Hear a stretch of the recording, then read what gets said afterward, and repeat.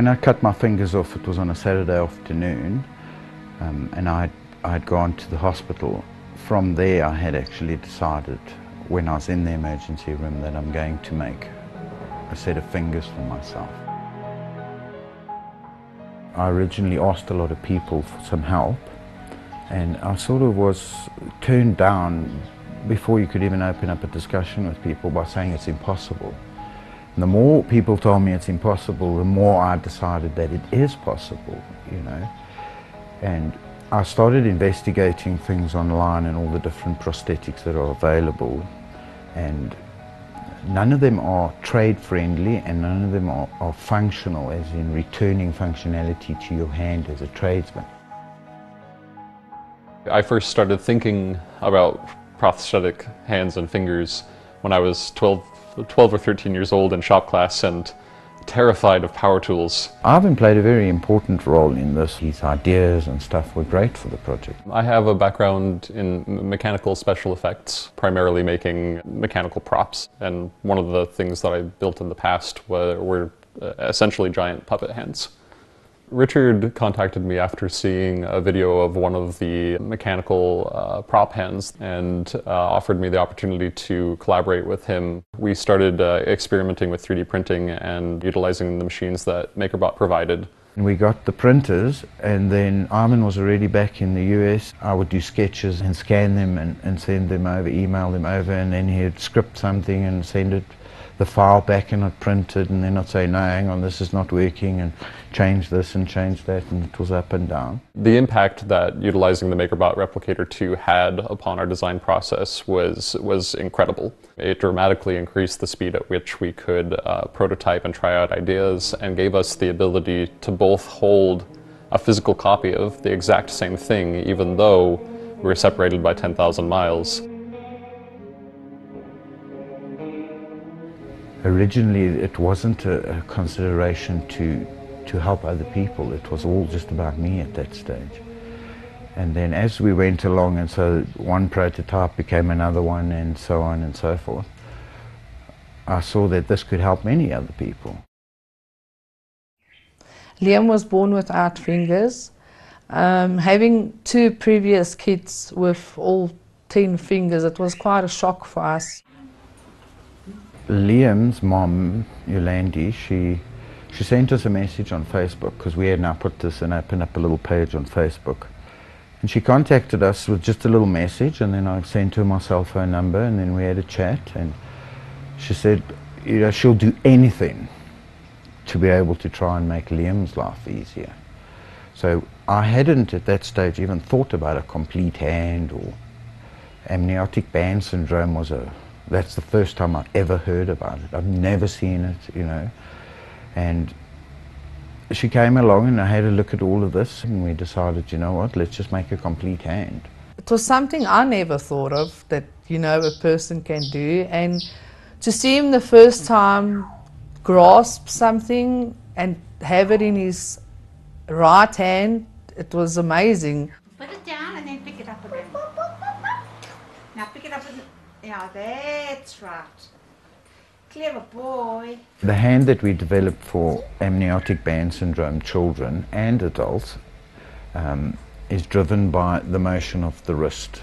So they don't have the fingers, and generally they have only the palm and no thumb. So it's attached to the hand, a hand cap and a gauntlet, and to that is attached cabling. When you bend your wrist forward, it makes the fingers close, and you bring it up, it opens the fingers. Everything other than three different things are made by the MakerBot. All the fingers and the phalanges, the tips, the thumb, the knuckle block, the wrist hinges are all printed. The only thing that we then add to it is cabling, the hardware, which is all stainless steel, and then the thermoplastic. That you cut the sheet, the piece that you need, the size, and you put it into hot water, and it goes translucent, and you take it out, and then just molds to the exact size of your hand and stuff. Waldo's mom phoned me one day. I was actually doing a woodwork job on site, And she said to me, she saw us on SABC TV. So I saw everything there, emailed the guys, got the numbers and contact Richard. We chatted and we set it up. And they came through one week and I had an occupational therapist help us with the cap.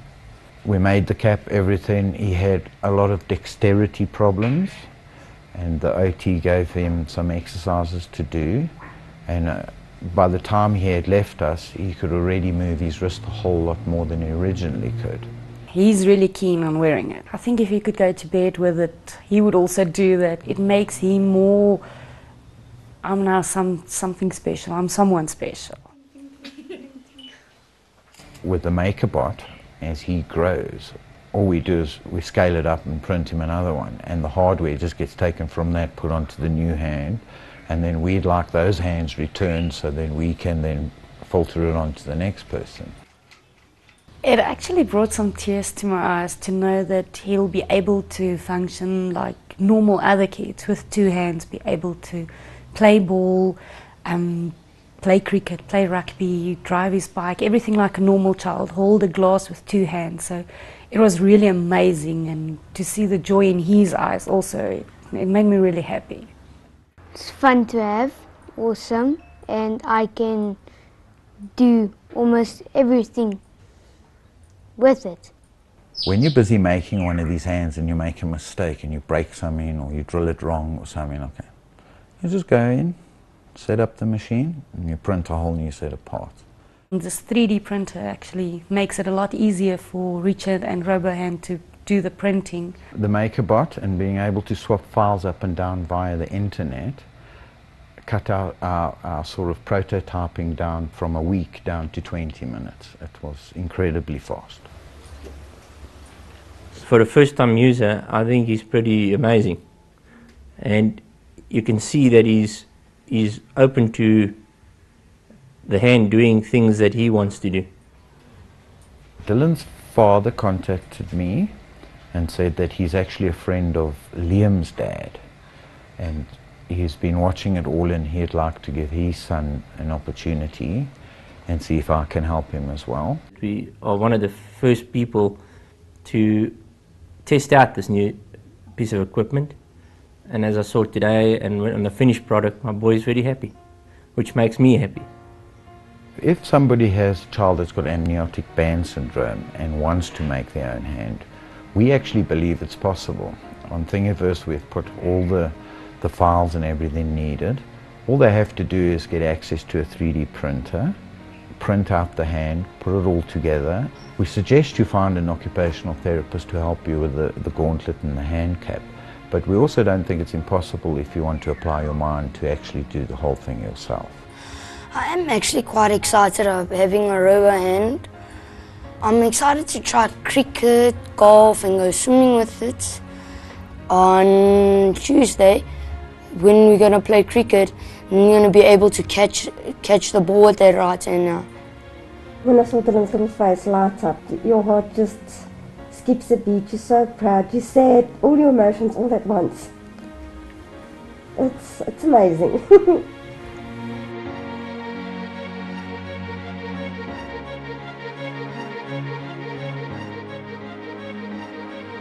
Maybe Robohand took the 3D printing world by surprise with what we've done with it, but if you have a look at the broad spectrum of it, I think that printing a mechanical device that can aid you when you've lost fingers is just, it's a tiny little part of it. It's a big picture, this 3D printing. Always thank Richard and MakerBot and Robohand for the opportunity and everything that they've done to us. I can't explain the feeling I got, you know, that there's still people out there helping others. And yeah, I'm quite amazed by what this printer can do. I can pick up stuff. I couldn't imagine what it would be like if I had it. I can throw a ball. My friends think it's awesome. I like my Robohand.